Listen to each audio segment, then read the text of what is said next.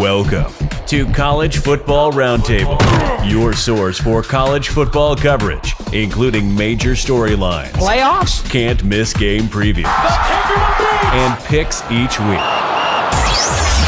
Join your hosts, Dan, Rob, and Jordan at the roundtable for a show unlike anything else. As for Football presents the College Football Roundtable.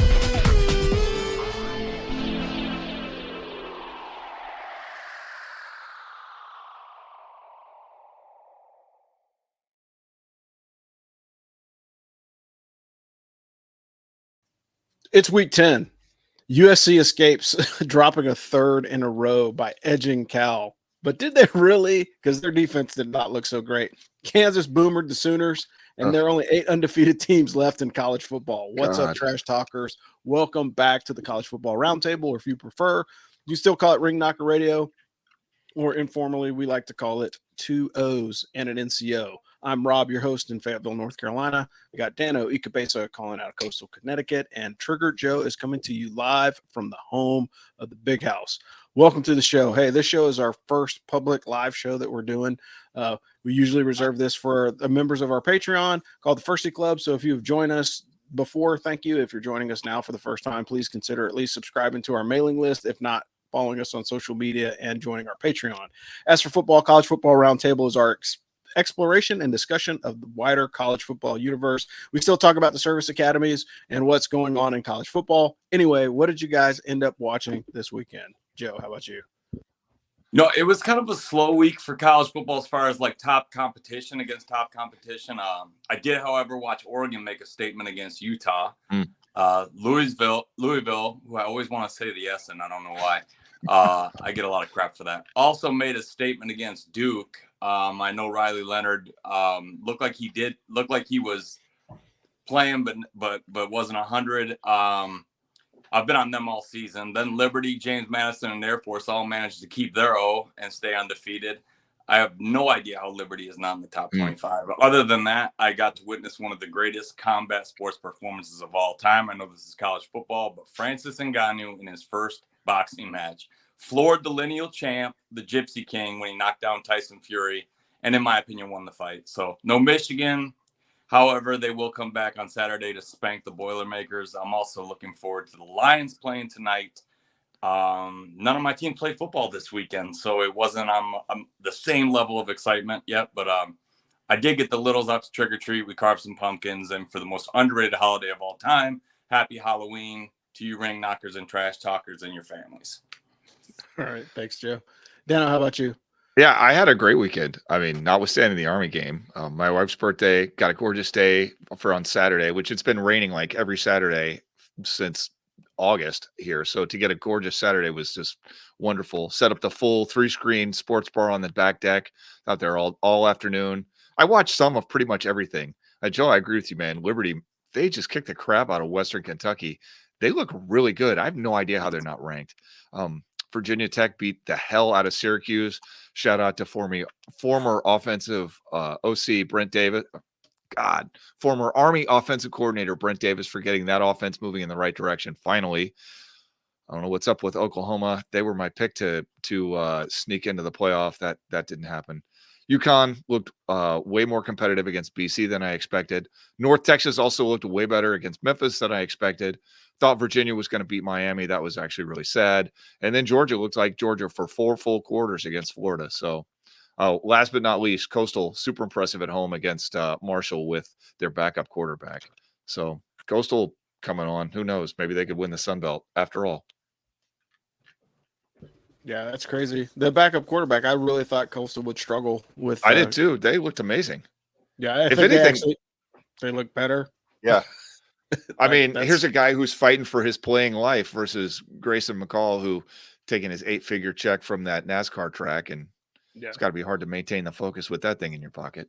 Yep. Yeah, for sure. Especially after a hit like that, you got to start deciding what your future looks like. Sure. But it's pretty interesting. We'll see what happens. And we've got a read here. So we're going to start talking about our sponsor, BuyerBarn.com. BuyerBarn was founded by a class of 97 graduate by the name of Dan Robinson. Dan and his ran a traditional farm co-op, and he realized that there's got to be a way to bring it to the 21st century. So he and his co-founder Dinu took their IT experience and management and built the world's first online farm-to-farm auction and sales platform. Buyer Barn provides reduced health issues by cutting down on animal owner contact. They reduce animal fraud because they have a buyer and rater selling system. They have a fully integrated auction platform with secure payments, so you don't have to carry around cash. Convenience to buy and sell at your own time, and better market pricing because of a much wider audience. So if you're looking to find out more, go to buyerbarn.com or email them at info@buyerbarn.com. They're offering a special discount for military veterans who want to join them in this family farm revolution. You can always go to the Ask for Football website, click on the little tab, and that will take you to the website as well. Passing it over to Dan for the Service Academy rundown. Thanks.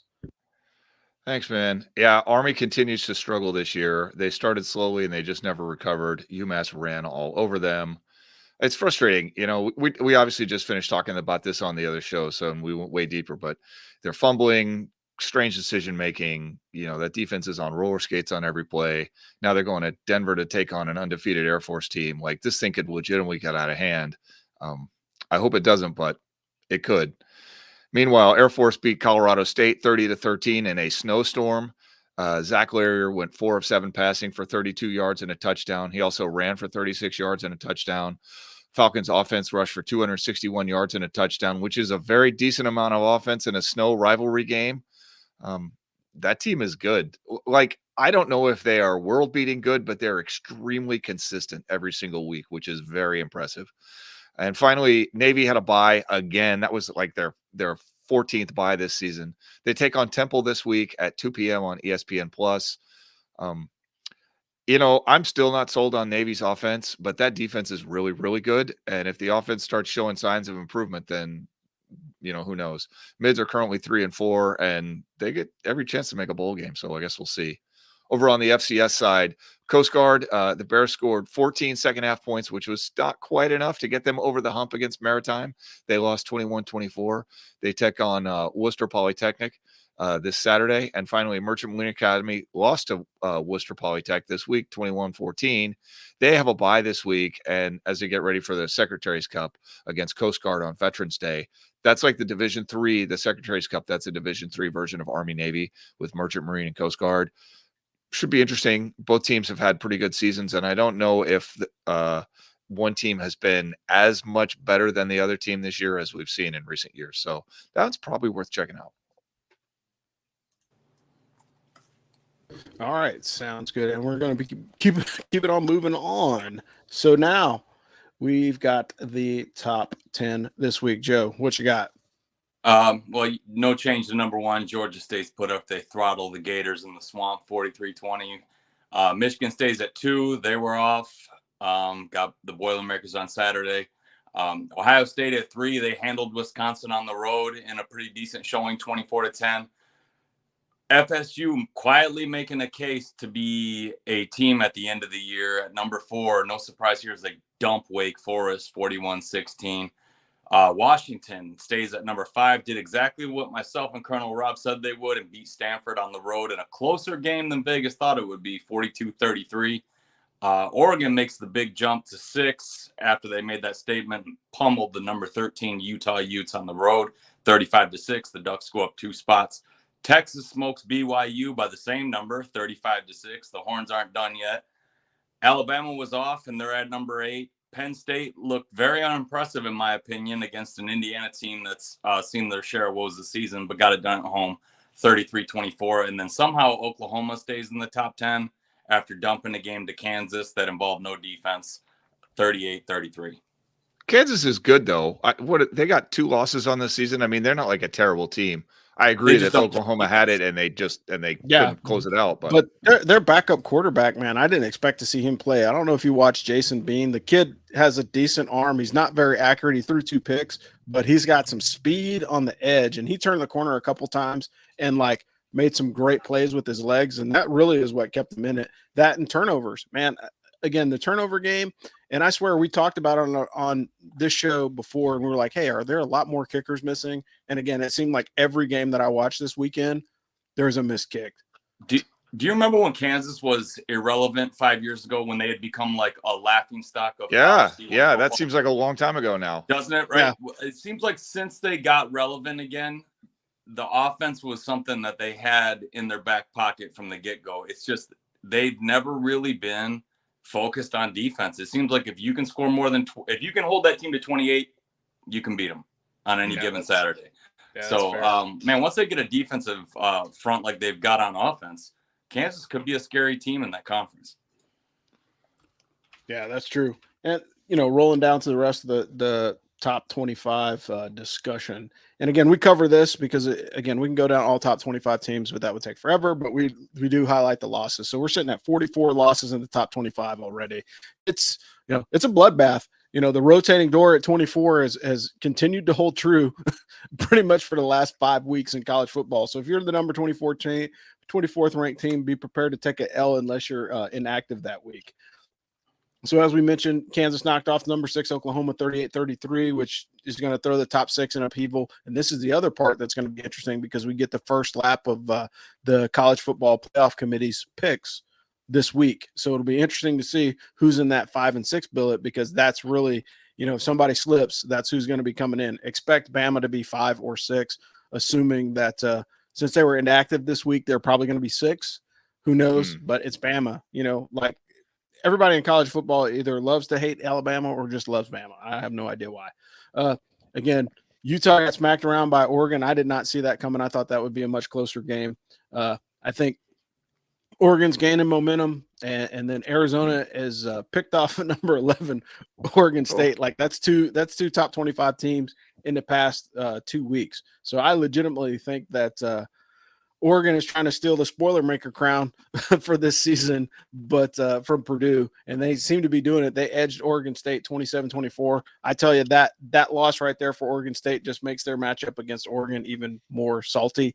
And so I'll be looking forward. Oregon State lose to? It was Cal, right? Arizona.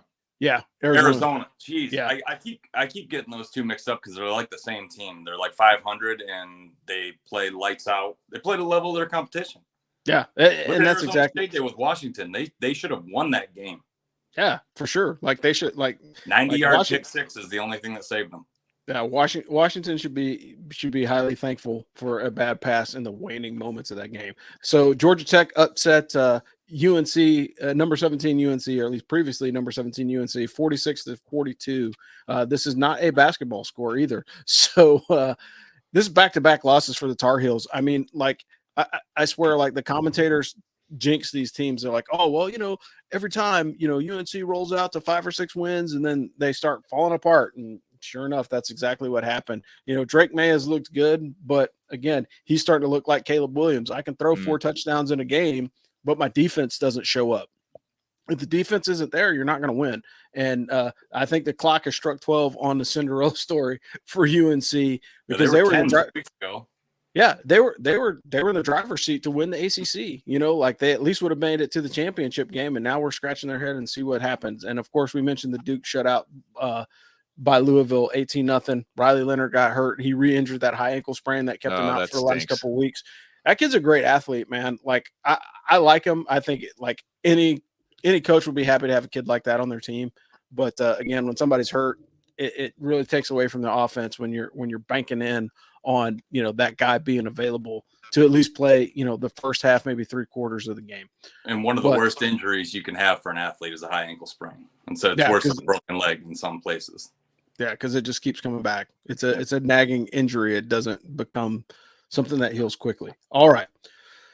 So we're going to pause for a second, catch a breath, and pass it over to Joe for the most infamous person in college football this week. Who do you got this week, Joe? Oh, man.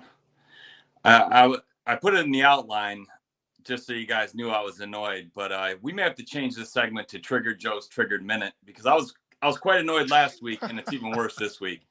My Blue Falcon for the week isn't any one person, but they may join old Mel in the permanent seat as it's the NCAA Board of Governors, a.k.a. the Rules Enforcement Committee. I don't know if it's Livingston, Comstock, or if it's AJ Eds, or what name is to blame for this. Hell, it may be all of them. But someone needs to take their head out of Jim Harbaugh's fourth point of contact because it's getting stupid. All right, Dave Portnoy of Barstool Sports said it best, and I'm paraphrasing here when he said, that's how you know you're doing something right and you're successful, when they keep coming at you for rules everyone else is breaking as well. That doesn't make me feel any better, because I feel that the NCAA is firmly planting a target on Harbaugh's back, that someone that has become so obvious that Buckeyes and Spartans alike are coming out of the woodwork to defend him. When Maurice Clarett, a Buckeye legend, J.J. Watt, a Badger, RG3 played at Baylor, and many other college athletes and former college athletes have said publicly, claiming these infractions are a load of BS, it's because they are. Most of the board of governors have never played a down of football, and it shows. I get it. Jim Harbaugh didn't kiss the right behind at the NCAA, and I'm sure they would love to see Wolverines fans humbled. But do it the right way. Stop trying to make Harbaugh, or excuse me. Stop trying to handicap Michigan's football program because you don't like Jim Harbaugh. Because if he decides, I don't need this crap, and I'm going to take the bag from one of the 24 NFL teams that would gladly hand it to me and leave for the pros, he's not just going to leave Michigan in shambles. It's going to cost the NCAA money. And I don't understand. It's every season, and it's like he bought a hamburger. He's scouting teams. Like, tell me where he's doing something everyone else isn't doing. But for the NCAA Rules Committee, leave the game and the school I love alone, unless you're going to govern every team the same way, which we all know you don't, you bunch of narps and dorks. So NCAA Board of Governors, you have earned the right to call yourself the Blue Falcon of the Week. Now go back to your pocket protectors and plan the Rose Bowl parade. All right, Joe, tell us how you really feel. Like, I was triggered. It's so obnoxious, though, man. It's like, yeah, come on, go after the guys that are doing things to harm the game. Yeah, well, there's and he's scouting two things about the Harbaugh people that he knows. Everyone does that. Yeah. The problem that I have with the whole scenario is he put his faith in a Navy guy, and that's all you need to know. The guy graduated from Navy, therefore, throw some shade on the midshipman, but like the dude's certifiable, man. Like if you read the backstory on this kid, there's some uniqueness to that individual that makes him suspect. But at the end of the day, if they continue to crank up the pressure like this, I fully expect to see Jim Harbaugh in silver and black on Sundays. Don't say those. Don't take that back. I can't. That's actively depressing. I mean, it's fine. Maybe the Raiders need the help, but oh my God. Yeah. Well, I mean, doesn't he have a house in California because he was at Stanford? Yeah, so speaking of the Raiders, they're about 30 minutes down the road about to get their butts kicked tonight. Well, yeah, it's the Raiders, man. They're like the worst team in professional football right now, but we don't need to talk about that. But the topic that we are going to hit on today is, does the Heisman Trophy criteria need to change? In the history of the Heisman Trophy, there have only been 3 non-QB or running back winners in the history of the award. First one was Tim Brown in 1987, speaking of the Raiders, Raider legend, Hall of Famer. Desmond Howard, 1991, Michigan grad, and Devontae Smith from Bama in 2020. And so when you look at the pantheon of college football athletes, and my discussion about the Heisman Trophy, I always was told growing up, and you watch it, the Heisman Trophy is basically the MVP of the team in college football. It's kind of like the NFL MVP, and it's different in the NFL because there's not as much parity in skill positions in the NFL as there are in college. So like JJ Watt in college is an impact player. If you look at like the Bosa brothers, like they're having great careers in the NFL, but when you look at their college play, like there's a possibility that either one of those guys could have been in there, And so it's just interesting to see, because like with all the hype on quarterbacks, like if you look at all the quarterbacks that were in Heisman contention or Heisman discussion at the beginning of the season, most of them have losses, with the exception of Jaden Daniels at FSU. Like none of the Heisman finalist coaches or Heisman finalist quarterbacks are winning. Like I haven't seen a breakthrough or impressive running back that makes me go, ooh, I want to watch that guy every week. So now, is there room for another player like a Desmond Howard or like a Devontae Smith to come in and like snatch the trophy away in the waning moments? But I'd like to get your guys' thoughts on this. Dano, how about you? Well, I was all in on Brock Bowers earlier this season. I said I didn't necessarily believe that he was going to win, but that he was that important to his team. But then first he went and got hurt, and second they just played their best offensive game of the season, against Florida. So that blows that out of the water. The problem is, the quarterback's the only guy on the team to touch the ball on every single play. So if it's going to be somebody in another position, like they have to have this kind of amazing year where they stand out as an obviously most valuable player in college football. And plus, I think quarterback and running back stats are just easy to measure and sexy. Like it's probably true that if you got the right defensive tackle or nose tackle, that they would be deserving. But how do you even measure that? Defensive tackles aren't going to be getting sacks. They're going to be setting up linebackers to get sacks. So yeah, I think it's tough. It's an interesting discussion, but I think we sort of are where we are. Yeah. Joe, how about you? Well, I'd like to make one statistical change on that, adding my guy, Sir Charles Woodson, as the fourth non-QB wide receiver or running back. I'm sorry. The first non-Peyton Manning. Yeah. And the second Wolverine to win it. Manning didn't deserve it that year. Oh my God. He didn't earn it. No. I don't mind the rules being heavily slanted towards quarterbacks. Because quarterback is the hardest position without a doubt to play in football. When you win, you have 1,000 fathers. When you lose, you don't have one. As a quarterback, you always wear it. So I agree that under more pressure. But having said that, I do believe the terms of the Heisman unofficially are the best player on the field in the nation. And that isn't always the Heisman winner, in my opinion. A lot of times they get it right. Sometimes I feel like the best pro or the best player isn't necessarily the one walking away with the trophy. I feel like they should appoint a committee maybe of captains and upperclassmen or for athletes, like actual players, to vote on it. And it would probably be more accurate than it is now.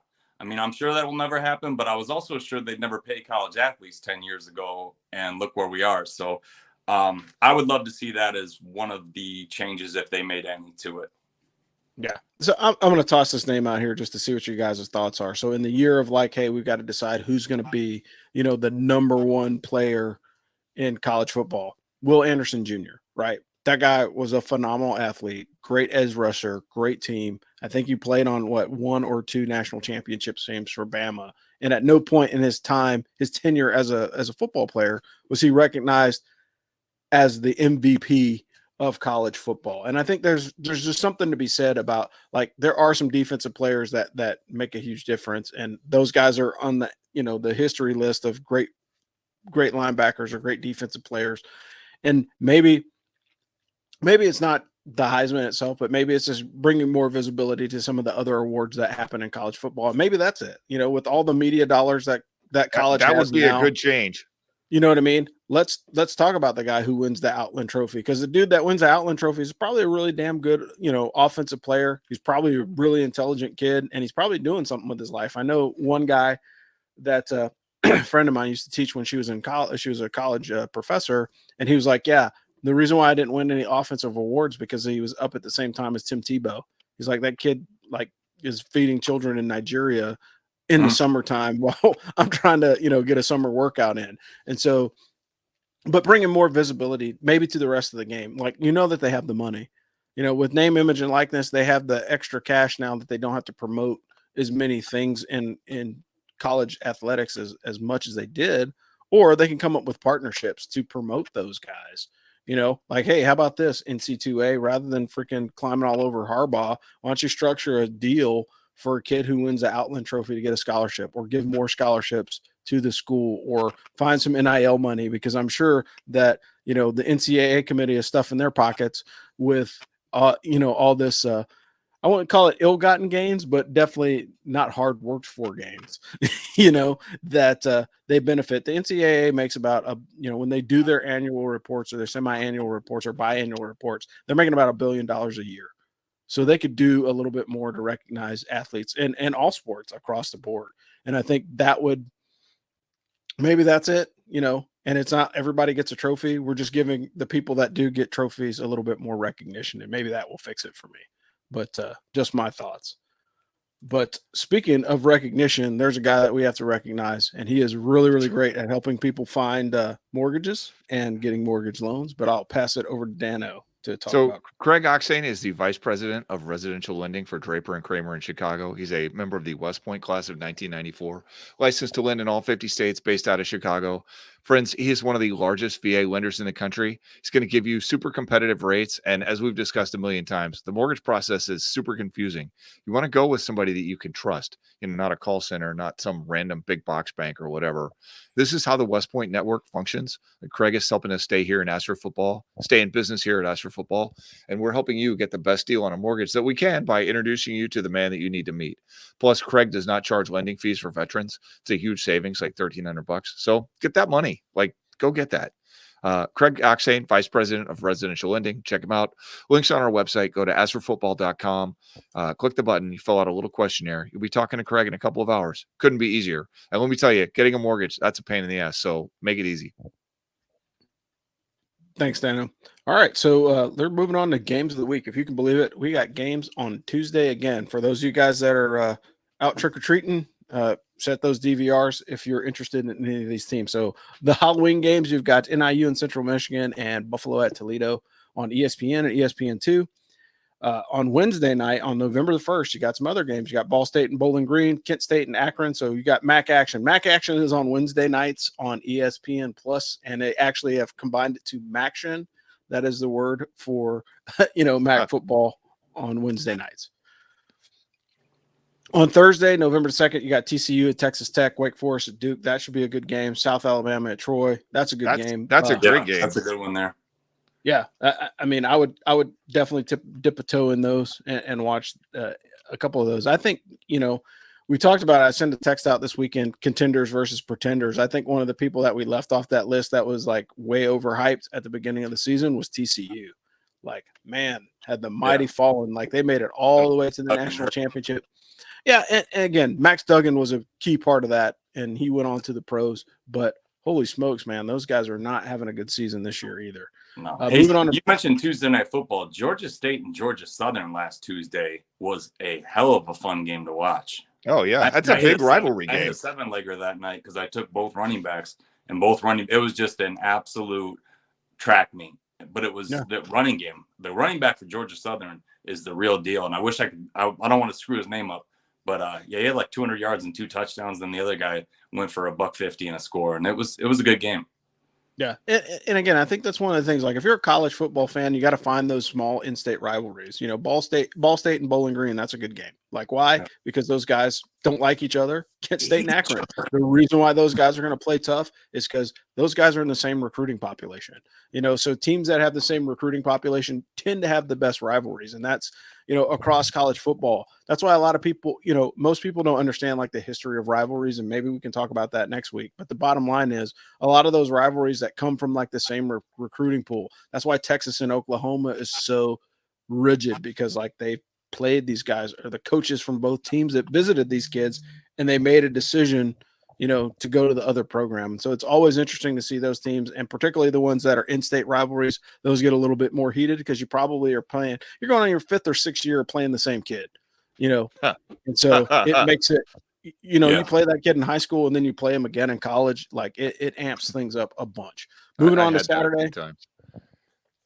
Saturday, you've got number 25 Kansas State and number 7 Texas. That should be a good game. I mean, it's a ranked on-ranked matchup, kicking at noon on Fox. You got A&M and Ole Miss. Like, that's the battle of NIL money between Ole Miss and Texas A&M.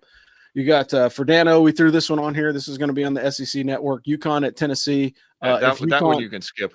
If UConn scores, like, that's a victory for those guys. Campbell in North Carolina, I put that one on there because that one's like right in the backyard. If North Carolina was actually still winning, like, this game might be a little bit interesting. I don't know if that's a FCS versus a FBS school, so there's no line on the game, but expect it to be close-ish in the first quarter and then get out of hand as the depth chart takes over.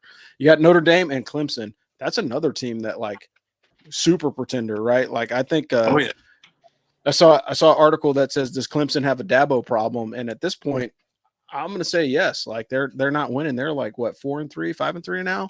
4-4. Yeah, like they are having a rough season. They may not even be bowl eligible if they keep this up. So it'll be interesting to see what happens with Clemson, especially against Notre Dame. Notre Dame, stumbled out the gate early against a good Ohio State team, and it was hard to tell because it was early in the season. But again, if you look at Ohio State up until this point, and we're going into their game, that's going to be on noon kick against Rutgers. Like you're going to be lucky if you get 17 points against the Ohio State defense. It's just if the offense shows up. The defense is, pretty damn good this year. They're pretty stiff, and so it makes it a lot more difficult to kind of gauge the games. Take the under if you're betting on Ohio State because usually the other team is not going to bring that much, and the Ohio State offense has not been as potent as it has been in years previous, but they don't need to be because the defense is so damn good this year. You've got Arizona State at Utah. That was an interesting matchup 2 weeks ago. You got Georgia Tech at Virginia. So you got the battle of the not so great teams that are actually playing good football right now. So the Cavs are on a heater right now, and Georgia Tech has probably had their biggest win of the season against UNC. That game's on the CW, so if you like to watch the channel with beautiful people in odd situations, then that's basically the CW and Georgia Tech and Virginia. You've got Navy versus Temple. That's going to be on the plus. I don't know, man. That game could go either way. I think Navy's defense is legit. Navy's offense is meh. The reason to watch that game is because Kurt Warner's son plays quarterback for Temple, and he's actually really good. He's just on a terrible team. Yeah, maybe transfer portal is calling him. Who knows? Then you got Army and Air Force in Denver, Colorado. The line on that game is 19 points, and that will be on CBS Sports Network. 2:30 kick. It's kind of weird, and that's just because it's further on the left coast. You got James Madison and Georgia State. Georgia State is always a good team. Yeah. JMU, hey, man, like those guys are legit. And again, we've said it all season long. It's a crime against college football players that those guys don't get the opportunity to go to a postseason game. I mean, it's unfortunate. Good for the program for them to move up like that and have some success, but like let's recognize the success. Again, this goes back to the NCAA rules committee not doing what's best for college football. Give the kids another game, right? That's basically it. Well, they're penalizing the players. That's nuts. Yeah. You got Florida State at Pitt. That should be a decent game because Pitt is riding the roller coaster of playing to the edge of playing to the level of the talent that they're facing. So that might actually be a better game than advertised. You got Tulane at number 21, Tulane against East Carolina at 3:30 on ESPNU. But for those of you guys that are future SEC/Big 12 matchups, you got Bedlam this weekend. You got Oklahoma versus Oklahoma State. Creates a much better opportunity for Oklahoma State with Oklahoma coming after a loss, especially a close loss like that. That's a heartbreaker and it's emotional against Kansas. So that really sets up to be another trap game. Do not expect it not to be a lot closer than the experts think. Plus, it's a rivalry game. Those guys know each other pretty well, so it should be fairly close. You got Virginia Tech and Louisville. Again, Louisville's the better team. They didn't show it against Pitt a couple weeks ago, but I think they've got the edge against Virginia Tech. Penn State and Maryland. That's a great game. I think Penn State's defense is okay. The offense is coming into their own. They had their first big, long bomb of the season in this game. I mean, and that has been the chief complaint about their starting QB at Penn State is he's not a down the field threat. He's not a vertical threat guy. And so if you can manage the game, then you have a chance of at least being close enough to win. But he proved that he has a cannon, in this last week. You got Missouri and Georgia. Like, that's going to be an interesting game. Again, ranked on ranked matchup, 3:30 at CBS. You got Mizzou at University of Georgia. I think University of Georgia might be the better team for sure. But given the way that their offense played last week, like that's some tough sledding for Missouri because they got their work cut out for them against a tough Georgia defense. Georgia looks like they have figured it out. Like they just only get interested in the second half of the season, and they didn't drop a game. Yeah. So, I mean, that's when you're good, when you're taking criticism for how you're winning and you haven't lost yet. Yeah. Yeah, Georgia's been playing with their food all season. They just need to go for it and play some good ball. You got Cal versus Oregon. That game became a hell of a lot more interesting after the way that they played against USC. I mean, maybe it's because it's the in-state rivalry thing, but let me tell you, like to beat USC just by one, barely. USC beat them by 1 point. That was a much closer game than anybody thought. You got Marshall and App State. That's going to be a great game. Plus, it's going to be on the NFL Network. Surprisingly, this year for college football, the NFL Network commentary teams have been pretty good. So if you want to watch a good, solid football game with halfway decent commentary, check out Marshall and App State. You got Louisiana Tech and Liberty. I have that one on there because, again, like I was throwing shade on Liberty. Liberty is actually good this year. Again, that's another one of those teams moved up from FCS to FBS. They've been in FBS for this is like their 5th year, I believe, and they're actually doing pretty well. They're going to win Conference USA walking away. I mean, how soon before they look to go up to, I don't know where, Sun Belt, maybe something like that. Yeah, I think they're going to be looking for a change of venue, at least to get better competition, or at least their out of conference competition is going to have to be tougher. I mean, if they want to have a chance to slip into the playoff or at least be in the discussion, you got maybe the Big number Ten 20. can trade Michigan State for them. Man, I don't even think a Pop Warner team would trade Michigan State for anyone would trade for Michigan State right now. They are in the shambles. You got Kansas State at Iowa State. So the Jayhawks and the Cyclones.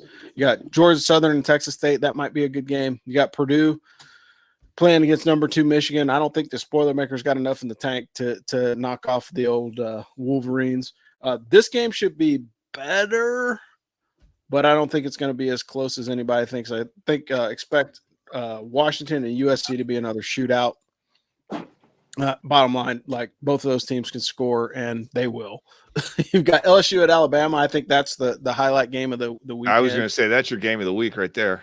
Yeah, without a doubt, that's game of the week. And you got Miami at NC State. That's local in the backyard. You got Oregon State at Colorado. That's Pac-12 after dark game. And then you got UCLA and Arizona Pac-12 after dark. And both of those are actually halfway decent matchups. They're just on way too damn late for me to care, to be honest. All right, let's move on to picks and what else you guys are going to be watching. Dano, how about you?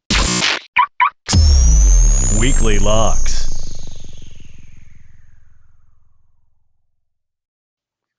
Frustrating week for me. I took Syracuse +3 against Virginia Tech, and they got blown out. Took Army -10 at home versus UMass, and they got beat very badly. The only reason the game wasn't a blowout was because UMass missed 2 field goals in the first half. And I can't believe I did this. I took Marshall -3.5 at Coastal Carolina, and good Lord, did they get blown out. So what the hell? Anyway, this week, South Alabama at Troy, under 46.5. South Alabama's got the best offense probably in the Sun Belt, but I believe in the Trojans defense as much as I believe in death and taxes. I mean, that defense is legit. Boston College +3 at Syracuse. I will be shocked if Boston College doesn't win that game outright. These are two teams moving in entirely different directions. Yeah, Coastal Carolina -1.5 at Old Dominion. Old Dominion is way improved from where they were a couple of seasons ago. But I mean, did you watch that Coastal Carolina game? Because that was not close. And Marshall is a good team. And finally, I was really tempted to take UTSA at North Texas over 70 because both those teams can really, really score, but that's just a lot of points. So that's a lean for me. Yeah. Okay. Sounds good. Joe, how about you? Well, I'll be tuning in to watch the Wolverines, but I'll be bouncing around because it's time to start scouting the competition. So I'll be watching Georgia Mizzou because that's going to be a good game. Mizzou can score. And I think the over might be kind of tempting in that one because I don't play a whole lot of defense either. So I went 3-1 last week. Wyoming was my only loss, +5. They got smoked at Boise State. I went with them instead of NC State, who I wanted to at the last minute, and they win outright. But North Texas covered the 7.5 and a 3-point loss to Memphis. Minnesota easily covered, I believe it was 7 against Michigan State. They won 27-12. And then the Zoomies covered the 11 against Colorado State, winning 30-13. Plus money, acceptable. This week, I like Ole Miss, -4.5 at home against Texas A&M. They really haven't had slip up or a bad game. They lost that shootout to LSU, but other than that, they've looked really good. Yeah. Then I like Oklahoma State +6 against Oklahoma at home in Bedlam. I think each of these teams are surging in different directions. Oklahoma State has won 2 games very convincingly, and they just thumped Cincinnati who gave Oklahoma all they wanted for 3 quarters. I also like the Fighting Irish of Notre Dame -2.5 at Clemson, who is Clemsoning nicely at 4-4.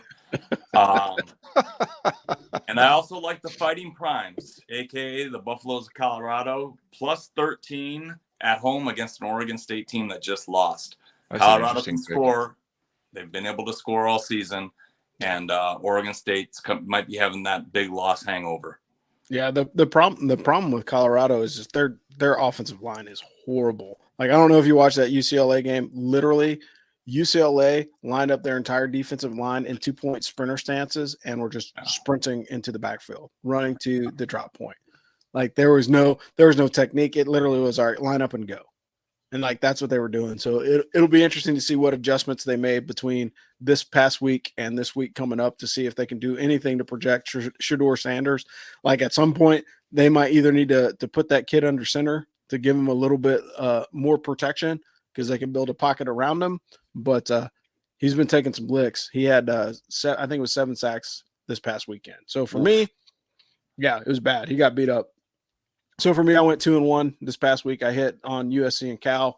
Washington and Stanford missed on Oregon and Utah because Oregon did not show up for that game. So, hey, folks, again, I'm riding this train, so I'm going to have an additional pick at the end of this just because, hey, why not take USC and Washington to go over whatever the over is. I don't even care what it is. That's a blind over. They haven't even posted they haven't even posted it yet, at least not on Action Sports. That's a blind over. I'd go over 80. Yeah, take it. Like, they scored 100 points or 99 points, in the last game, against Cal. And I can assure you that Washington's offense is slightly better than Cal's is. Take Pitt to cover 21 against Florida State. I think it'll be a closer game than the experts think. I think Pitt will keep it close, towards the second half, maybe pick something up in garbage time to close up the gap. I fully expect to see Florida State ahead in the lead most of the game. But, the garbage time touchdowns will close the gap up enough to keep it under 21 points. Take the over on Penn State and Maryland. I think both of those offenses can score. That's very bold. That's very bold. Penn State will score at least 25, and I'm saying right at 55 points. I think it'll be 55 points. You'll get a 30. Northwestern did score 33 on them last week on Maryland. So, and Maryland can score too. Yeah, so, I still think the younger Tua is the better of the two quarterbacks. I think he's a little bit more durable and he's a lot bigger than his brother is. And that kid will throw, 2 or 3 touchdowns and run one in. So I'll be interested to see. I definitely take the over on that one. And then take, again, Joe obviously did not read my notes because I was putting these in while the show was going on. Take OSU to cover +6 against Oklahoma. Oklahoma's coming out of, check his notes, Dano. Check his notes. I literally just wrote those. Yeah, but when you really think about it, like Bedlam is always a close game, and Oklahoma's coming out of like a shocking loss. I don't think anybody saw that one happening. And then when you saw the upset alert, I was actually watching the game, so it wasn't a surprise to me. But if you were not watching that game and you saw the replay, you were like, wow, I can't believe, OU just dropped another one, or dropped the first one this season. And I think that, if you wake up Sunday morning and Bedlam is a loss for Oklahoma, it wouldn't be surprising because I would be very surprised. Speak for yourself there. I don't know, man. I think I agree with you that was a shocking loss and it can be hard to come back, but Oklahoma State hasn't been great this year. We'll see.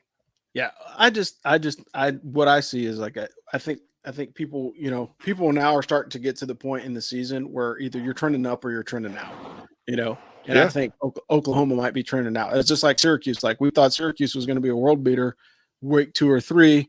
They make it to week 4, they're undefeated. Next thing you know, the rug gets snatched out from under them, and they'll be lucky if they're 500 by the end of the season. Yeah, so, that's true. I think it's going to be 34-31 Oklahoma, and OSU covers.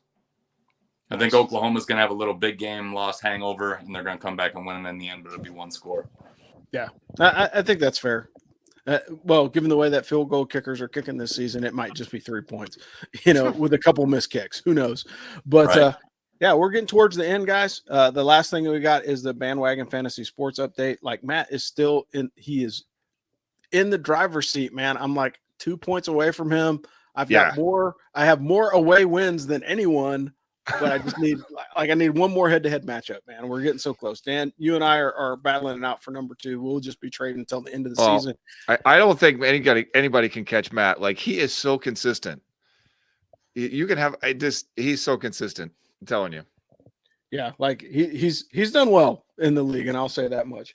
But I'm enjoying this. This thing is going pretty good. Matt's at 102. I'm at 100. Dano's at 98, and no one else is within sniffing distance of the brass ring except for us 3. So I mean, that's how it's going to go. I think, unless somebody forgets to update their rosters, I think it's going to pretty much end up the way that it is right now.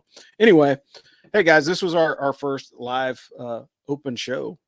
Public. Hey, what we did this just to show the rest of the world who's not an actual As for Football fan what we normally do on a week-to-week basis. So this just gives you an opportunity to kind of see behind the curtain of the Firsty Club of what we do every week. Put a lot of time, energy, and effort in this. Dano went into a much deeper dive on the Army Football Show. So if you're an Army Football Show fan, you should check that one out too. If you're not, you should check that one out too, because like we talk a lot about Army sports. It's not just about Army football, but we really thank you guys for checking us out this evening. And for the crew here at the College Football Roundtable, you've got Dano Ikebesa calling out of Coastal Connecticut. I'm Rob, the Angry Colonel, out of Fayetteville, North Carolina, and rounding us out is Trigger Joe from the home of the Big House. This has been the As for Football College Football Roundtable, and we will check you guys out next week. Thanks.